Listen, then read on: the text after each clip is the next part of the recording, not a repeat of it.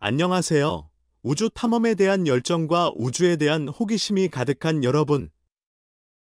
정보가 넘쳐나는 세상에서 우리는 널리 받아들여지는 잘못된 데이터나 신화를 접할 때가 많습니다. 오늘 우주를 통한 이 흥미진진한 여행에서 우리는 우주에 대한 오해의 소지가 있는 주장 10가지를 탐구하기 위해 광대한 우주 속으로 뛰어들 것입니다. 달이 정말 치즈로 만들어졌는지 아니면 우주가 완전히 침묵하는지 궁금해 본 적이 있나요? 우주 비행사가 우주에서 별을 볼 수 있는지 궁금하신가요? 우리와 함께 우주의 신화를 밝혀보세요. 시작하자. 번호 1.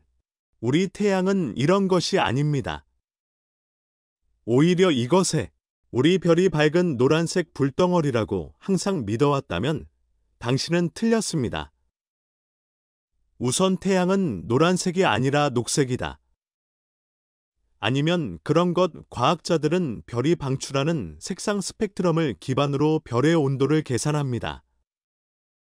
각 색상에는 고유한 파장이 있으며 이는 천문학자들이 별이 얼마나 뜨거운지 결정하기 위해 측정하는 것입니다. 가장 차가운 것은 빨간색으로 보이고 가장 뜨거운 것은 파란색으로 보입니다. 우리 태양은 녹색에 가까운 파장에서 에너지를 방출합니다. 그러나 동시에 다른 파장을 방출하기 때문에 모든 색상이 결합되고 눈은 그 생생한 혼합물을 흰색으로 해석합니다. 국제우주정거장에서 태양을 관찰한 경우에 해당됩니다. 여기 지구에서 태양은 노란색으로 보입니다. 왜냐하면 대기가 푸른 빛을 산란시키는데 매우 효과적이기 때문입니다. 파란색 파장이 없으면 나머지 색상은 노란색을 생성합니다.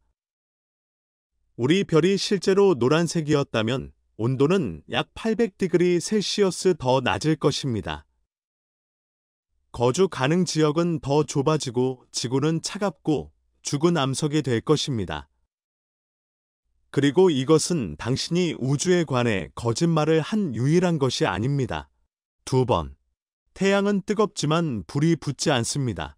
화재는 산소와 연료 사이의 화학 반응입니다.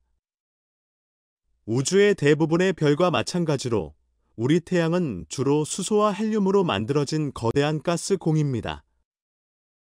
산소가 거의 없습니다. 대신 그것은 끊임없이 수소 원자를 융합하고 핵에서 헬륨을 생성하는 거대한 원자로처럼 작동합니다. 이 과정은 엄청난 양의 에너지를 방출하여 태양에 매우 높은 온도를 제공합니다. 불을 붙이는 이야기가 나와서 말인데 우주에서의 폭발에 대해 말씀드리겠습니다. 맞습니다. 그것들은 진짜가 아닙니다. 우주의 진공 상태에는 공기가 없기 때문에 우주선은 격렬한 플레어를 방출할 수 없습니다. 아니면 오히려 산소가 없습니다. 이는 아시다시피 불이 없다는 것을 의미합니다. 스타워즈 팬 여러분, 정말 죄송합니다. 번호 3. 밤하늘에 셀 수 없을 만큼 많은 별이 있는 것처럼 보일 수도 있습니다. 하지만 실제로는 할 수 있습니다. 그러나 하버드 과학자들은 앞서 나갔습니다. 예일 브라이스타워 캐털로그에 따르면 지구에서 육안으로 관찰할 수 있는 별은 9,110개입니다. 이제 직접 계산해 보세요. 4번. 영화를 통해 우리는 극도로 숙련된 조종사만이 소행성대를 건널 수 있다고 믿게 되었습니다. 이는 사실이 아닙니다. 링은 일종의 치명적인 장애물 코스가 아닙니다. 그렇습니다.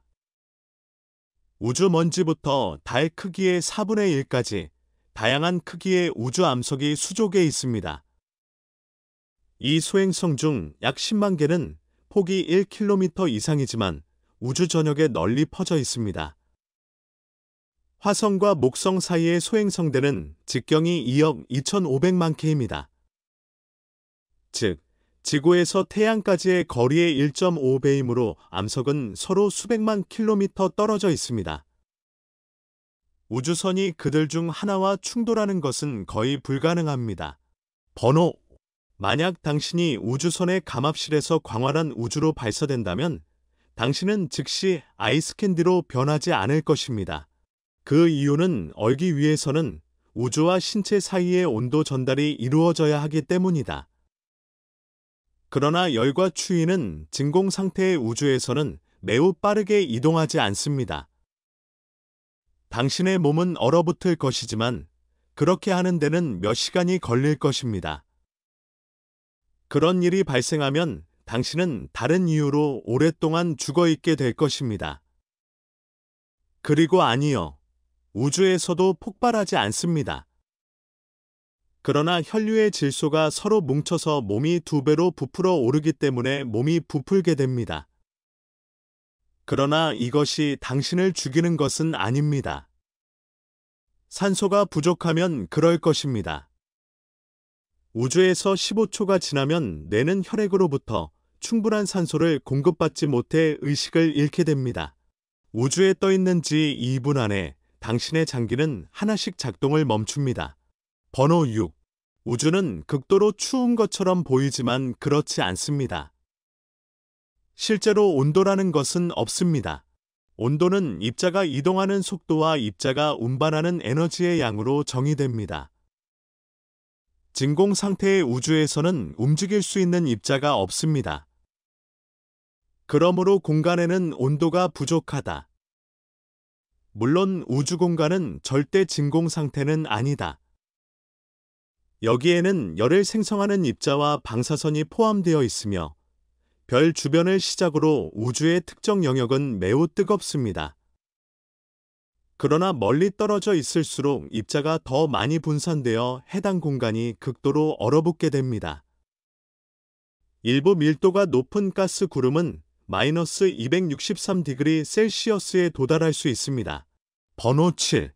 태양에 가장 가까운 행성임에도 불구하고 수성은 가장 뜨겁지 않습니다. 그럼에도 불구하고 여전히 극단적이다. 낮에는 표면 온도가 430디그리 셀시어스까지 올라가고 밤에는 마이너스 180디그리 셀시어스까지 떨어집니다. 따라서 우리 태양계에서 가장 지옥 같은 행성은 금성입니다. 일어나는 일은 수성에는 태양으로부터 받는 열을 유지하는 대기가 없다는 것입니다. 금성의 대기는 상당히 두껍고 온실 효과를 생성합니다. 이는 지구온난화와 비슷하지만 강화되어 금성을 표면 온도가 약 475디그리 셀시어스에 달하는 견딜 수 없는 지옥으로 변모시켰습니다.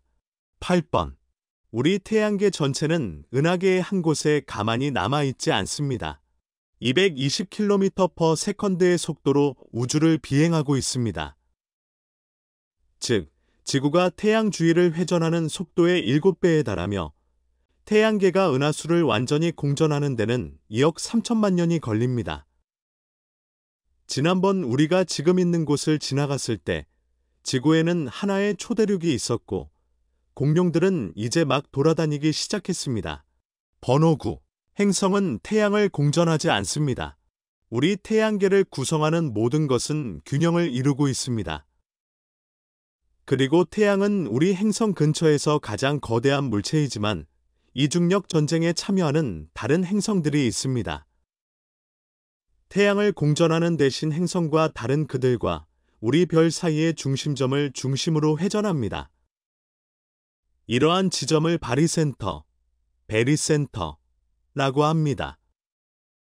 지구의 경우 무게중심은 태양핵과 너무 가까워 별 차이가 없습니다. 그러나 목성의 경우 그 지점은 태양 중심에서 약 5만 5천 킬로미터 떨어져 있습니다. 이는 가스 거인과 태양이 서로 공전하고 있음을 의미합니다. 번호 10.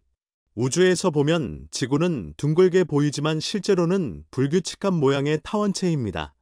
행성의 자전으로 인한 원심력으로 인해 적도 부근에서 부풀어 오른다.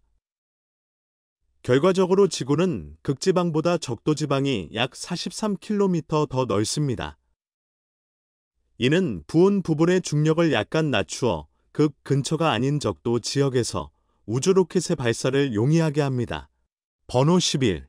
우주에서는 누구도 당신의 비명을 들을 수 없습니다. 이것은 사실이지만 어느 정도는 그렇습니다. 소리가 이동하려면 매체가 필요합니다. 그러나 우주에서는 분자들이 매우 멀리 떨어져 있기 때문에 소리가 멀리 퍼지기 전에 사라집니다.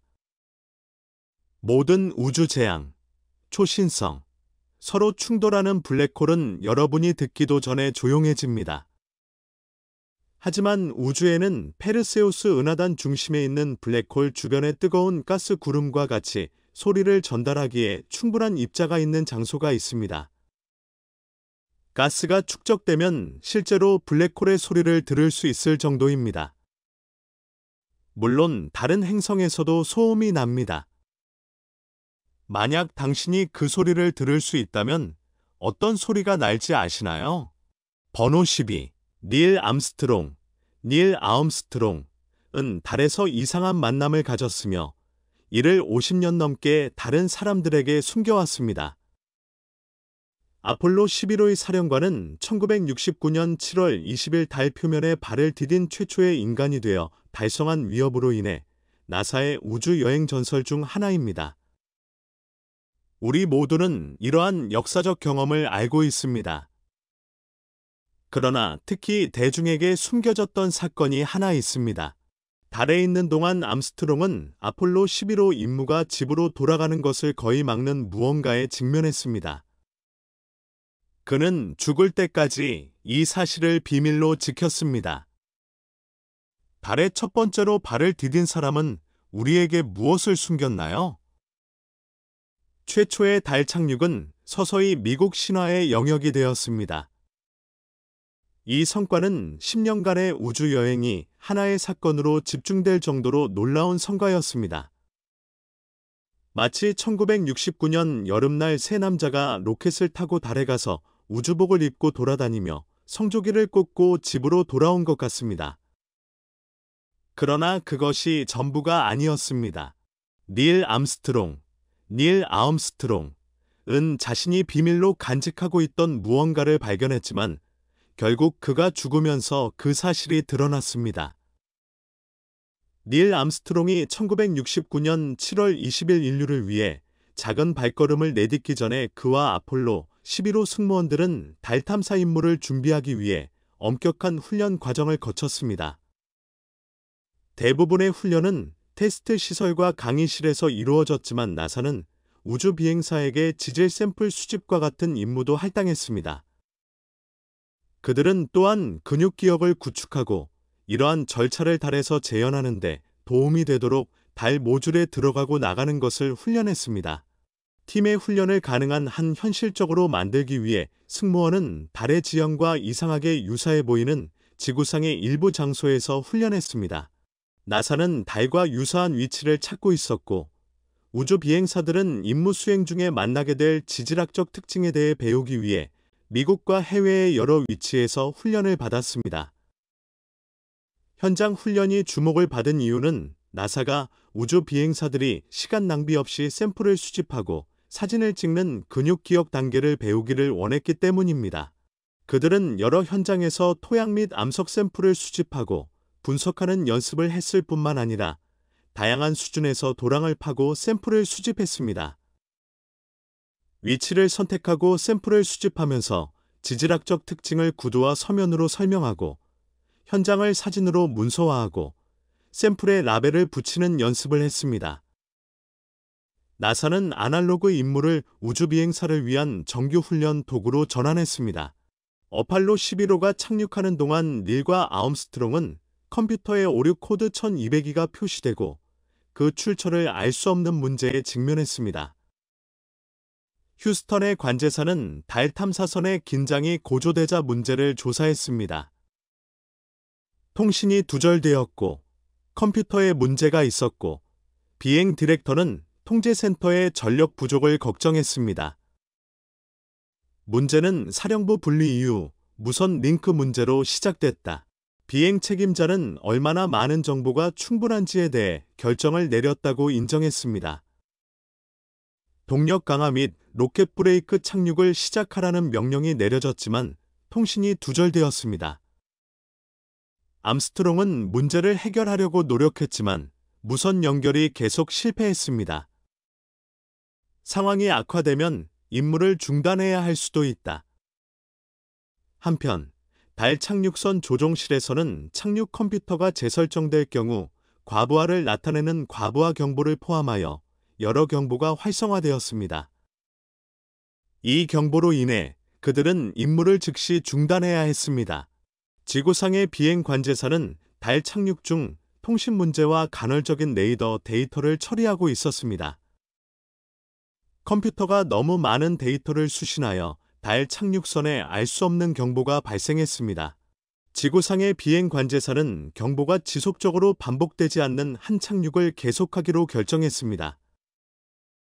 또 다른 유사한 경보에도 불구하고 우주 비행사들은 장비에 집중하면서 착륙을 진행했고 암스트롱은 착륙을 수동으로 제어했습니다.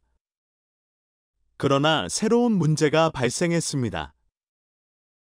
위치가 계획과 달랐습니다.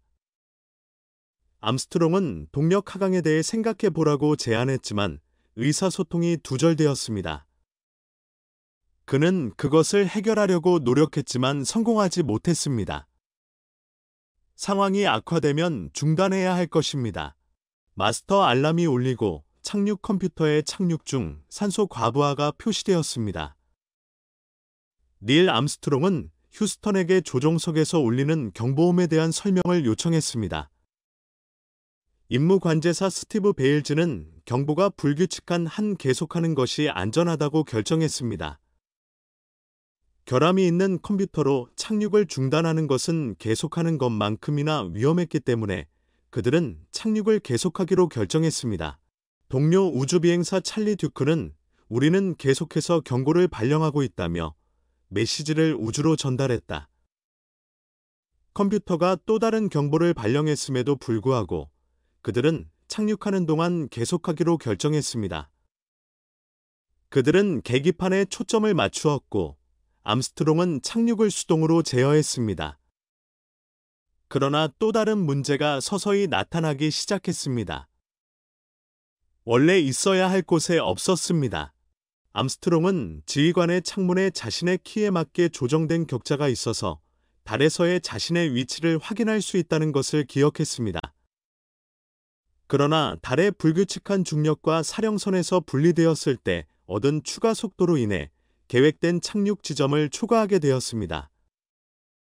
암스트롱은 궤도 지도에 표시된 매끄럽고 평평한 지역보다는 트럭 크기의 광대한 분화구와 암석을 제대로 볼 수 없었습니다. 수동으로 조종하면서 그는 착륙하기에 부드러운 곳을 찾았습니다. 달 착륙 중 암스트롱과 그의 승무원은 이상한 궤도와 낮은 연료 수준으로 인해 긴장했고 이는 60초 이내에 착륙을 중단해야 한다는 의미였습니다.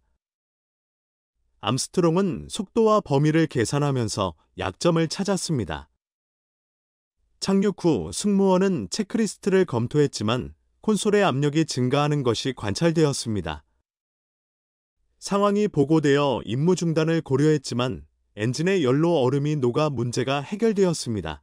달에서 3시간을 보낸 후 암스트롱과 올드린은 체크리스트를 완료한 후 달 착륙선 해치를 열려고 시도했습니다. 그러나 그들은 램에서 모든 공기를 빼낼 수 없으며 여전히 압력이 너무 높다는 것을 발견했습니다. 여러 번 시도한 끝에 올드린은 해치를 깨지 않고 열기 위해 해치 가장자리를 벗겨야 했습니다. 암스트롱이 모듈에서 나가자 무언가 고장이 나고 상승 엔진 무장 스위치로 판명되어 임무에 또 다른 위험한 문제가 발생했습니다. 버즈 올드린은 달 표면으로 떠날 준비를 하면서 달 착륙선 바닥에서 이상한 점을 발견했습니다. 그는 중요한 상승 모터 무장 스위치에서 떨어져 나간 것이 고장난 회로 차단기임을 발견했습니다. 그는 자신과 암스트롱이 달 탐사선 문에서 나가려다가 실수로 큰 배낭을 들고 스위치를 눌렀음이 틀림없다는 것을 깨달았습니다. 회로 차단기가 파손되어 상승 모터를 켜고 집으로 가져갈 수 있도록 뒤로 밀어야 했습니다. 휴스턴은 해결책을 찾지 못하여 파손된 회로 차단기의 입구에 펜을 삽입하여 밀어넣고 제자리에 고정함으로써 상승 모터의 작동을 보장하고 모터 무장 회로 차단기가 실패하면 다쳤습니다. 암스트롱과 그의 승무원은 달에 갇혔을 것입니다. 펜이 고장난 회로 차단기를 고치는 데 작동하지 않은 경우 미션 컨트롤과 승무원은 회로를 닫고 상승 엔진을 시동할 다른 방법을 찾았을 것입니다. 벨브즈가 펠트펜으로 고장난 회로 스위치를 고친 후 이후 달 모듈의 해당 스위치에 보호 장치를 유지하기로 결정했습니다.